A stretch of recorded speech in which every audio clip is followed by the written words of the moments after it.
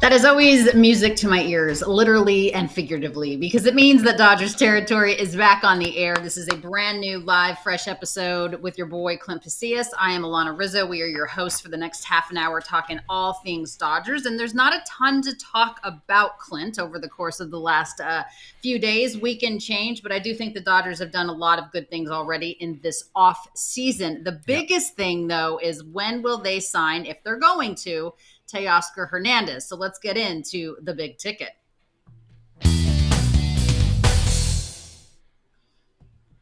All right, so that's been on the top of mind, right, for everybody. Where is Teo going to go? The longer that it goes, the more worried that I get. But Dave Roberts recently had some good things to say about it. What do you take away from his conversation with Alicia Del Valle on Bleedin Blue? Yeah, we have a clip that we're going to play in just a second. I think we've heard a lot of this over the last couple of weeks. Dodgers are close.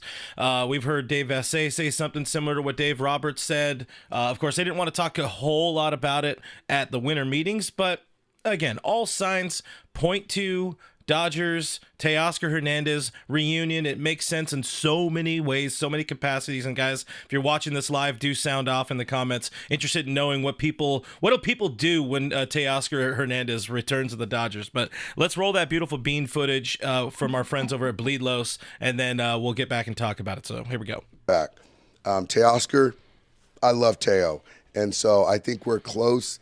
I pray everyone say your prayers that we get Teo done so he can come back in Dodger Blue as well. Say your prayers, guys. We need Teoscar Hernandez back. Listen, I'm praying over a bottle each night to bring Teo home. It makes sense. I've talked about this so much. It makes so much sense. It's a move that needs to happen. But we still don't know if it's the money, if it's the years, what the holdup is. But Dave having some confidence makes me feel better at this moment. What do you think? Exactly. I mean, the fact that Dave Roberts, the World Series manager himself, said that he feels that they're close. I don't think Dave would go out on a limb and say that if they were so far apart that there's no chance that Teoscar is going to come back. I think the biggest thing in this whole thing, Clint, is that Teo, at least at the World Series parade and championship at Chavez Ravine, made it very clear that he wanted to be a Dodger. And I do think that it's a situation where, I doubt it's money. Especially with this team right now. Maybe it's the year situation, but I do think both sides would love to have a reunion. And again, when I had a conversation with Ken Rosenthal on Fair Territory last week, he didn't seem to think that the Dodgers signing of Michael Conforto over the winter meetings period affected whether or not that they would sign Teoscar Hernandez. Conforto, obviously a left-handed bat in the outfield, would not make a difference as to whether Teoscar Hernandez comes back as a right-handed bat in right field. So that being said, I think they're close. I hope they're close. The longer it goes, the more worried it makes me, of course. But, Teoscar Hernandez has every right to test those free agent waters, but I think the Dodgers will do the right thing. And it's not like you're bringing back a guy that doesn't want to be here. You're not forcing him back, right? And fans obviously would love to have it. You can't make decisions based on what the fans want, but there's nobody in my tenure with the Dodgers that has ingratiated himself more in a shorter amount of time to the fan base that we knew was a free agent, not a guy that we knew was going to be under contract for several years, than Teoscar Hernandez has. Yeah, so I think it's going to happen. And to me, again, it's one of those moves where I know I would be very frustrated as a fan and as somebody that covers this team if it comes down to like a year or like $25 million somewhere. We've seen some reports where apparently it's down to him not wanting to accept deferrals, which I doubt that. I really doubt it comes down to deferrals because you're getting the money either way, or the size of the signing bonus or something like that. But if it comes down to just that little bit of money over the scheme of, we're talking about how much money this team makes in a year, if it comes down to like $25-30 million over the course of a couple year contract, if that's what makes Teoscar Hernandez leave, I'm going to be a very upset boy. That said, I don't know. 25-30 million is a lot of money. If it comes down to money. Like but if it's like 5-6 million, then I'm like, okay, what are we doing? But 25 to 30 million difference, that's a big deal. I mean, it's one season, and you look at the state of the outfield. Again, it's you have Conforto, Tommy Edman had his ups and downs. We love Tommy Edman here in Dodger Blue, but he had his ups and downs. Andy Pye has had his ups and downs. You need that grown up in the outfield.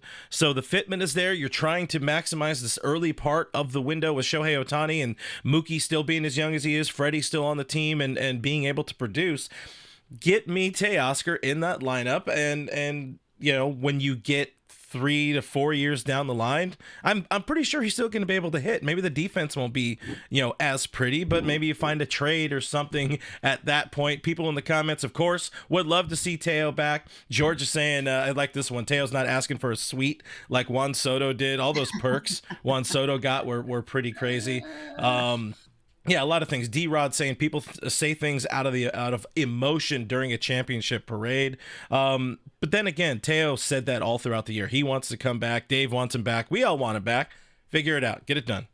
For Christmas. I think they will. I do. Yeah, really. I do think that they will get this done. And if you notice on Teoscar's Instagram, he hasn't posted much other than his daily Bible verse affirmations. So he's being very quiet. Obviously, he's not posting anything that is cryptic like Nolan Arenado did with Kendrick Lamar's Dodger Blue walk-in Troll in LA. job. I was like, what is that? That's the best troll job ever, right?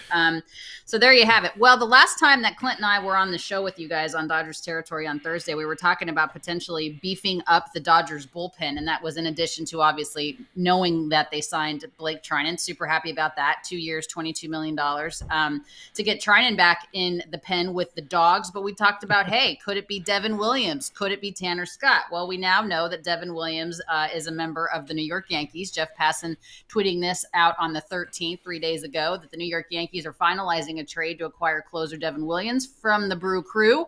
Sources telling ESPN. So that means that airbender is going to New York. And it also means that the Dodgers will not have his services. Does that mean, Clint, that they spend more money on Tanner Scott? Now, remember, Devin Williams was a one-year deal likely. Tanner Scott comes with multiple years and a lot more money. We know Andrew Friedman does a lot of things right, but one thing he doesn't do is spend a boatload on relievers. What does this mean to you? Yeah, that's the thing that really throws me. Understanding the team is linked to Tanner Scott, understanding they want another back-end bullpen guy, but to imagine the type of money that Tanner Scott is going to be commanding this offseason, and there's a lot of closer types available on the free agent market, so maybe that's kind of hurting his market a little bit. Maybe that brings him into Dodger Blue, but we're talking about a multi-year deal, a lot of money, and just a minute ago I'm talking about the needing to spend as much as you need to bring back Teoscar. I think Devin Williams being traded to the Yankees, like my instinct tells me it hurts the Dodgers in their pursuit of Tanner Scott, because usually they operate best when they have something, but they could pivot to something else. They never want to. They want the market to come to them. They won't really chase, and that's what we're also seeing with Teo right now. So I still think a deal could happen, but I wouldn't be shocked to see them, pivot, change course, and do something, another one of the kind of I wouldn't say lower class, high leverage arms, but they might go and take a flyer on somebody else rather than go out and spend the high dollar on Tanner Scott if he can get a big deal somewhere. Yeah, I'm not certain which relievers are still out there. I apologize. I don't know the list of available free agent relievers or even somebody that they could get via trade. I would love to see Tanner Scott. I just don't know if the price point's going to be what the Dodgers are willing to spend. Again, you don't want to overpay just because you can. New York Mets. You don't necessarily, I just think I think some of it is a little ludicrous. Again, I don't blame Juan Soto at all, but how badly do they need another back end guy to complement what they already have? I mean, you're getting Evan Phillips back. You're getting Blake Trinan. Obviously, we don't know exactly where Bruce Gratterall is going to be in this whole situation. Alex Vezia, Anthony Banda, all of this. Do you need another absolute, just gun of an arm? Would that make you, of course it's going to make us feel better, but is it necessary? Is it vital? Is it critical, Clint? So I talked about this on my channel a couple weeks ago, and when you lay it all out and understanding that, Brazuca, Bruce Gratterall had a shoulder operation. They're going to be without the services of Kyle Hurt this year, River Ryan this year. They're getting some other pieces back. the bullpen looks like, you lose one guy or you lose like 10 guys like they lost over the course of the 2024 season, you can really be hurting by the time you get to October. But if, let's say things fall the way we anticipate and Dustin May moves into that bullpen and becomes a weapon down there, all of a sudden, maybe you don't necessarily, to the question, need to add that big time, closer type, somebody that is, considered a late inning, high leverage guy. Maybe you just need somebody that is entering the mix, the Phillips, Vesia, Michael Kopech is still in the picture as well. So they got some arms. They're in a pretty, advantageous spot. They told us at the winter meetings, I think it was Brandon Gomes said, we like our bullpen. We like it, but we would still like to add something else. So to the question, need, strong word. Like to have, hell yes.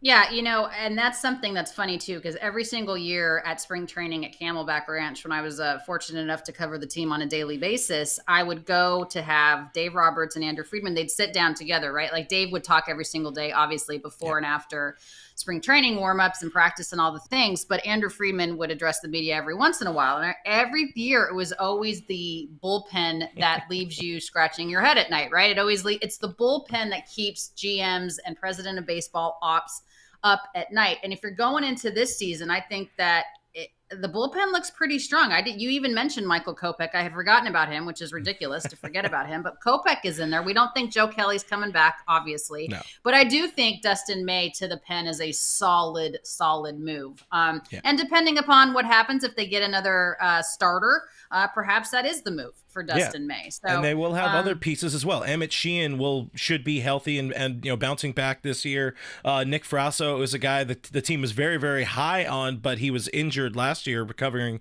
from a shoulder surgery. I think it was labrum surgery. So he should be available, possibly throwing, day one at spring training. It's the Los Angeles Dodgers. They always have pitching depth. They always have some people that can come in and fill some roles. Landon Knack was pretty gross. Ben Kasparius, probably his future is in that bullpen. Justin Robleski, Henriquez too. So those guys have options, and so they could be up and down that on that Oklahoma City train as need be too. Let's shift our focus. Do we care that the Dodgers signed infielder David Bote to a minor league deal with an invite to spring training? One thing I love about this team, and we'll throw the graphic up so people understand what's going on. David Bote played a lot of third base, played a lot of second base at the big league level. Hasn't really hit a whole bunch at the big league level, but the Dodgers do what they do best, and that is just adding depth. This is absolutely another one of the depth pieces, and we got a lower for that as well. They added another guy, a pitcher as well, Matt Sauer. I don't know how to pronounce the name, but he's got a little bit of major league service under his belt. But another one of those guys. What does this team love to do? What does Andrew Friedman, Brandon Gomes love to do? Give themselves optionality, take some flyers. That's how this team has had this crazy run of success. It's not through the Teoscar signings or your Yamamoto signings, the high dollar signings. Usually the Dodgers do well. Finding these guys, the diamonds in the rough, the Max Muncy's taking a flyer on Evan Phillips, Michael Kopech and his ERA near 5. You bet on the player, you bet on your organization to be able to make a player better. And whether or not David Bote helps a team or he's 2025's version of Andre Lipsius, definitely doesn't hurt. Yeah. That's the thing. Like if you can invite anybody to a non-roster invitee spring training invite, a minor league deal, whatever it is. I remember Justin Turner came as a non-roster invitee in 2014 because of Ned Colletti saying, "Hey, come here. If the Mets wanted to DFA him, God bless you, thanks. If they non-tendered him, we'll take him." And look at what Justin Turner ended up being to this organization. I'm not saying that David Bote is Justin Turner. Get off me. What I'm saying is there's no harm in inviting a dude to spring training just to see how it works out. So it'll be interesting to see. But what does this mean for the infield picture as far as that's concerned? Because we still keep talking about the fact if Mookie's going to short, Does that mean that, Gavin Lux is the starting second baseman to open the 2025 season? We Tommy Edmonds in center, right? So That's yeah. the The Lux infield, the middle of the infield is still the question mark. The Lux thing is definitely interesting, and we're not going to get too much into crazy rumors and reports, but there have been people talking online that maybe Gavin Lux was involved in some of the Devin Williams trade conversation. We don't know. We're not privy to those conversations, of course, but I'm very interested to know how the team is viewing Gavin Lux, because they said, hey, Mookie Betts is our starting shortstop. Gavin would have the most value to the team if he was able to plug in at shortstop and be the man there. They don't believe in that, and that's fine. But if he's going to be the starting 2B, if he's going to be part of some platoon, or maybe he is involved in other trade conversations right now, he's still young enough. He's cheap enough for this team. And again, I like the bat when he's right in the head. We saw what he can do during the middle of summer last year. So it's not like a bad thing to have him around. He's going to make less than $3 million next year. Again, not my money. But yeah, it's really a big question. Is he going to try to make him a utility guy, platoon? What is Gavin Lux? He's just playing second base for LA next year. Might be a little tough. Yeah, I don't know. I'm still not willing to give up on Gavin. I think, he had that off-season or all-star time, rather, with his uncle, and it kind of fixed his swing, and he came back, and he had a much better second half. And so did Chris Taylor, not for nothing. I know Chris Taylor wasn't getting a lot of ABs, but he did make the most of the ABs that he got, particularly in the second half. Am I saying Chris Taylor in 2025 is 2015 Chris Taylor? No. But I'm not giving up on Gavin Lux quite yet. All right, let's switch gears here. Let's talk a little Bleedin Blue. This should be fun. It's a bop. And I say that because, of course, we are pissing off New York Yankees fans, never intentionally, Derek Lewandowski, but we're going to do it anyway. So the Los Angeles Dodgers auctioned off, Clint, the fly ball that was dropped by Aaron Judge in Game 5 of the World Series. All proceeds, by the way, were going to charity, okay? They went to the Los Angeles Dodgers Foundation, which does a tremendous job in the community, serving the underprivileged, the underserved on so many different levels. But of course, the Yankees fans are pissed off about this. So it garnered over $43,000. Are the Dodgers sore winners because of this? They called them classless pigs, I think. WFAN Sports Radio. Evan went off on the Dodgers after Major League Baseball sold Aaron Judge's dropped fly ball at the auction. Oh man, this is funny. Listen, I love WFAN killing the game this December, this off season. They're having they're having a rough couple weeks. I'm just telling you, when I see that, I can't believe it. But it's stupid. It's shock jock radio. We understand they got to say things to make it clickable and listenable. Who the hell listens to radio anymore? Nobody. Oh, that's not true. That's not true. Well, ask Chris Russo how many people listen to radio. Anyway, that's neither here nor there. The crowd, will say, is on the older side of the spectrum when people are listening to radio. But even so, this whole thing is stupid. I like the point you made. The fact that it's going to charity shouldn't make you have to talk crap about it. And it's not like the Dodgers are saying, "Oh, look at how stupid Aaron Judge is. He can't catch a baseball in center field during the World Series." Like, no, I mean, it happens. He straight up booted it. Maybe he lost it. Here's where you should be pissed. Here's where you should be pissed if you're a Yankee fan. Not because Major League Baseball and the Los Angeles Dodgers decided to sell that dropped fly ball for charity. What should piss you off is your fifth inning tactics. What should piss you off is Aaron Judge seemingly dropping that fly ball, which 9 times out of 10, one of the best players in the game is going to do. He'll tell you that. What should piss you off is Garrett Cole and Anthony Rizzo not covering first base. What should piss you off is it was a difficult throw. I'll admit that, a difficult throw, but Kike was safe at third. What should piss you off is the lack of fundamentals that you had as a World Series participant team. The New York Yankees, 27 championships, the most storied franchise in the history of the sport. That should piss you off. Your fifth inning lack of fundamentals and complete breakdown of how to play baseball 101, that should piss you off, not Major League Baseball and the Los Angeles Dodgers auctioning off a baseball for charity. So your anger is directed at the wrong thing, because you guys single-handedly lost the world. Even when the Yankees came back and tied the game 5-5, you should be mad at the way that they did not play baseball fundamentally sound in the 5th inning. Yeah, I would be more upset about that, and obviously fans, media were upset about the Dodgers kind of talking trash about that game, about that whole series, about that inning, the way the Dodgers so eloquently or elegantly said throughout there, up to and including Chris Taylor saying watching the Yankees shit down their own leg, with all due respect to the Yankees. But yeah, I would be more upset about that. Absolutely. Don't complain about, they're selling the baseball. Maybe make your team better. Maybe go out and spend that money on Juan Soto instead of letting him leave. But see, I think the Yankees. I think the Yankees are better not having gotten Juan Soto. I think the Yankees are better having signed Max Fried, getting it's a Devin bad Williams, look, though. My opinion. Yeah. It's not like they didn't try. They gave him 15 years or 16 years, 750. So you're not gonna give him a suite. You making $765 million. Buy your own flipping suite, bro. I listen. I'm just saying I can go for that kind of money. I like this one. Carnivorous Lunar Activity saying auction off Fat Joe's career. Ooh, give that man the clap for that one. Get wrecked, Fat Joe. Catching strays. Oh wait, he's just Joe now. Yeah. He's not fat anymore. Oh. Call him Joe. He's skinnier Joe, right? He's lost some weight. Good for him. Listen, as a resident fat guy here, he's still a fat boy.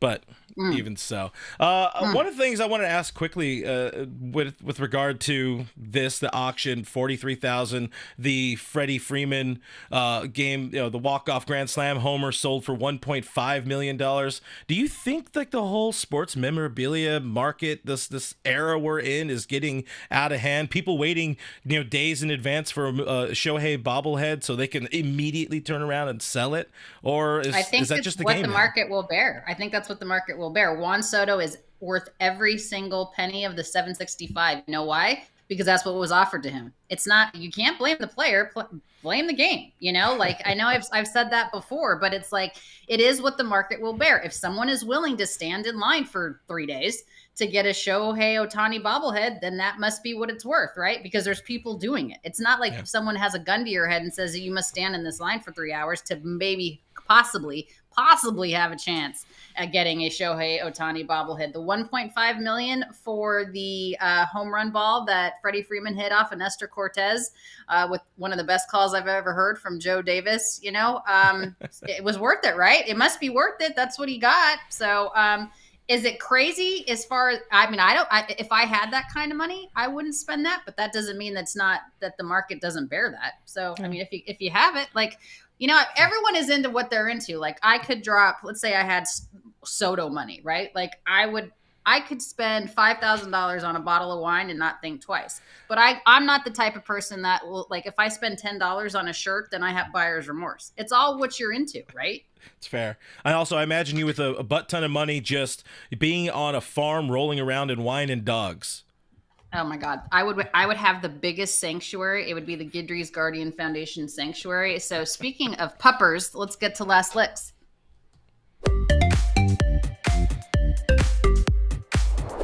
All right, y'all, let me introduce you to Cooper. Cooper is such a sweet, sweet boy. He's a young pup, great with other dogs. He is very well trained. He's, in fact, been hanging out with the good, fine folks at Heroics Canine in San Diego at their board and trained facility.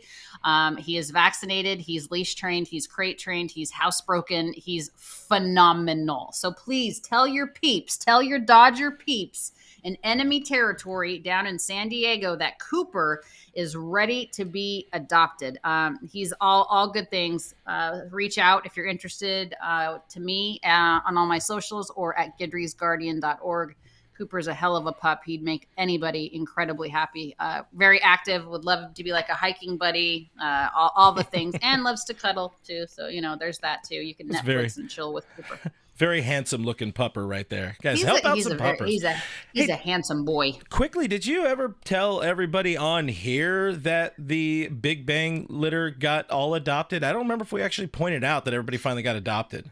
You know, it's funny too, because Bernadette was the last one to get adopted in Arizona. And so all 7, although Bernadette is missing having other dogs around her, and her adopter doesn't have another dog. So there might be a rehoming situation there. But yes, all 7 of Boogie's puppies got adopted, and Boogie is living her best life in Oregon. So thank you, everybody, for all of that. That's awesome.